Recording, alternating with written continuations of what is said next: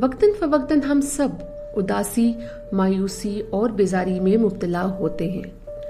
अमूमन ये अलामात 1 या 2 हफ्ते में ठीक हो जाती है और हमारी जिंदगियों में इनसे कोई फर्क नहीं पड़ता। कभी ये उदासी किसी वजह से शुरू होती है और कभी बगैर किसी वजह के ही शुरू हो जाती है। आम तौर से हम खुद ही इस उदासी का मुकाबला कर लेते हैं। बाज़ दफ़ा दोस्तों से बात करने से ये उदासी ठीक हो जाती है और किसी इलाज की ज़रूरत नहीं होती। लेकिन मेडिकल पर्सपेक्टिव से उदासी उस वक्त डिप्रेशन की बीमारी कहलाने लगती है जब नंबर 1 उदासी का एहसास बहुत दिनों तक रहे और ख़त्म ही ना हो, और नंबर 2 उदासी की शिद्दत इतनी ज़्यादा हो कि ज़िंदगी के रोज़मर्रा के मामूलात इससे मुतासिर होने लगे। अब सवाल ये है कि डिप्रेशन में कैसा महसूस होता है। डिप्रेशन की बीमारी की शिद्दत आम उदासी के मुकाबले में जो हम सब वक्तन फवक्तन महसूस करते हैं कहीं ज़्यादा गहरी और तकलीफ देह होती है। इसका दौरानिया भी आम उदासी से काफ़ी ज़्यादा होता है और महीनों तक चलता है। आपके साथ कुछ सिम्टम्स, कुछ अलामात शेयर करूंगी। ज़रूरी नहीं कि हर मरीज़ में तमाम अलामात मौजूद हों, लेकिन अगर आप में इनमें से कम 4 अलामात भी मौजूद हों तो इस बात का इम्कान है कि आप डिप्रेशन के मर्ज का शिकार हैं। नंबर 1, हर वक्त या ज़्यादातर वक्त उदास और अफसरदा रहना। नंबर 2, जिन चीज़ों और कामों में पहले दिलचस्पी हो उनमें दिल ना लगना, किसी चीज़ में मज़ा ना आना।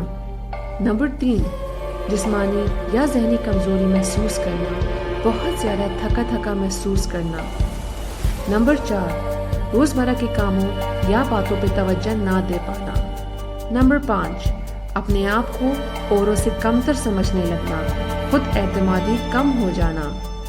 नंबर 6, माजी की छोटी छोटी बातों के लिए अपने आप को इल्ज़ाम देते रहना, अपने आप को फजूल और नाकारा समझना।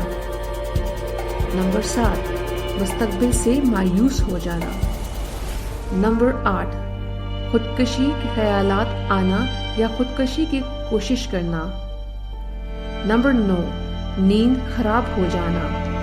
नंबर 10, भूख खराब हो जाना। अब एक बहुत कॉमन सवाल कि डिप्रेशन क्यों हो जाता है। तो बाज़ लोगों में डिप्रेशन की कोई ख़ास वजह हो भी सकती है और नहीं भी। बहुत से लोगों को जो उदास रहते हैं और डिप्रेशन का शिकार होते हैं, अपनी उदासी की कोई वजह समझ नहीं आती। इसके बावजूद इनका डिप्रेशन बाज़ दफ़ा इतना शदीद हो जाता है कि इन्हें मदद और इलाज की ज़रूरत होती है। डिप्रेशन को बढ़ावा देने वाली कुछ वजूहात आपके साथ शेयर करूंगी। उनमें सबसे पहले आता है लाइफ इवेंट्स, मामलाती ज़िंदगी। बाज़ तकलीफ़देह वाक़यात, मसलन किसी करीबी अजीज़ के इंतकाल, तलाक या नौकरी ख़त्म हो जाने के बाद कुछ अरसा उदास रहना आम सी बात है। अगले कुछ हफ्तों तक हम लोग इसके बारे में सोचते रहते हैं और बात करते रहते हैं।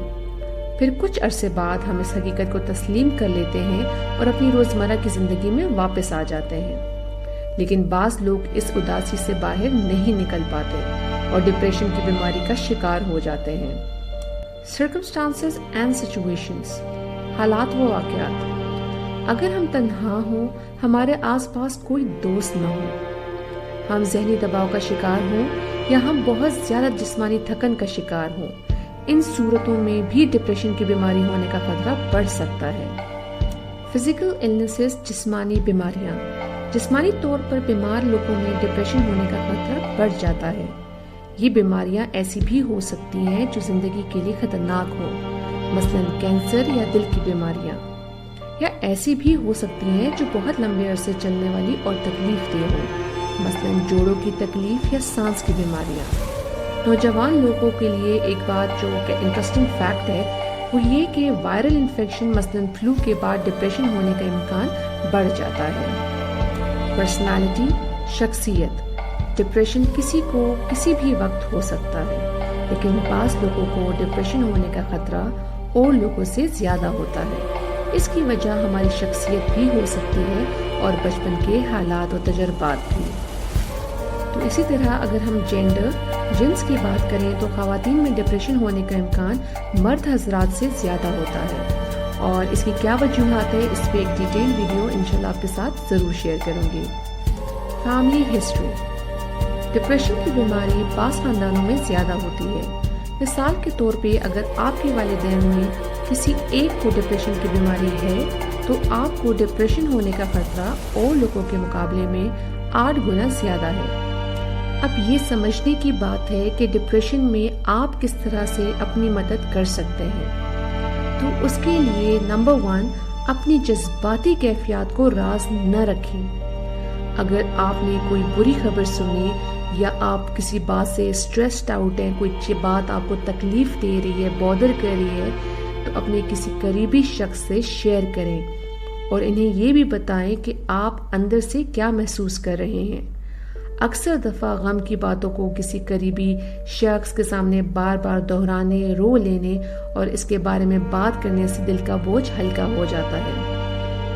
میں نے لاسٹ لیکچرز میں بھی کیتارسس کا ذکر کیا تھا، اور کیتارسس اسی کو کہتے ہیں جب آپ کسی کے ساتھ اپنے دل کا حال حوال کرتے ہیں تو آپ کافی ریلیکس فیل کرتے ہیں۔ تو آپ اپنے جذباتی کیفیات کو شیئر کریں، اس سے آپ بہت ہلکا محسوس کرتے ہیں۔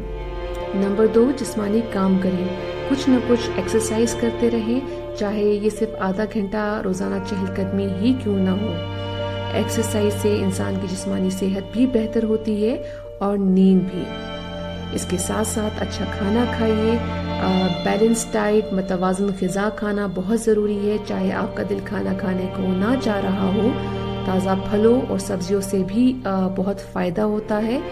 ڈپریشن میں لوگ کھانا پینا چھوڑ دیتے ہیں، جس سے بدن میں وٹامنز کی کمی ہو جاتی ہے اور طبیعت اور زیادہ خراب لگتی ہے۔ نیند کے حوالے سے یہ کہوں گی کہ نیند نہ آنے سے پریشان نہ ہو۔ اگر آپ سو نہ سکیں تو وہ بھی آرام سے لیٹ کر ٹی وی دیکھیے یا اپنے بچوں سے بات چیت کیجیے، قرآن کی تلاوت سنیے، وہ کام جس سے آپ کو سکون ملے اور آپ کی گھبراہٹ بھی کم ہو۔ اس کے ساتھ ساتھ ڈپریشن کی وجہ کو دور کرنے کی کوشش کریں۔ اگر آپ کو لگتا ہے کہ آپ کو اپنے ڈپریشن کی وجہ معلوم ہے تو اس کو لکھنے اور اس پر غور کرنے سے کہ اسے کیسے حل کیا جائے، کون سی اسٹریٹجی ہے جو کہ میں اپنے اوپر اپلائی کروں اور میرا ڈپریشن جو ہے وہ کم ہو۔ اگر آپ خود اس بات پہ غور کریں، موٹیویٹڈ رہیں، تو آپ کو مدد مل سکتی ہے، آپ اپنا ڈپریشن خود کم کر سکتے ہیں۔ ڈپریشن کا علاج کیسے کیا جا سکتا ہے؟ یہ سوال جو ہے بہت کامنلی پوچھا جاتا ہے، اور اس پہ ہمیشہ میں ایک بات کرتی ہوں کہ مایوس نہ ہو۔ سب سے پہلے تو آپ مایوس نہ ہو، آپ اپنے آپ کو یہ یاد دلاتے رہیں کہ جس تجربے سے آپ گزر رہے ہیں اس سے اور لوگ بھی گزر چکے ہیں، اور ایک نہ ایک دن آپ کا بھی ڈپریشن ختم ہو جائے گا۔ تو جہاں تک علاج کی بات ہے، ڈپریشن کا علاج سائیکو تھراپی کے ذریعے بھی کیا جا سکتا ہے، اور اینٹی ڈپریسنٹ ادویات میڈیسنز کے ذریعے بھی، اور بیک وقت ایک ساتھ دونوں کا استعمال بھی کیا جاتا ہے۔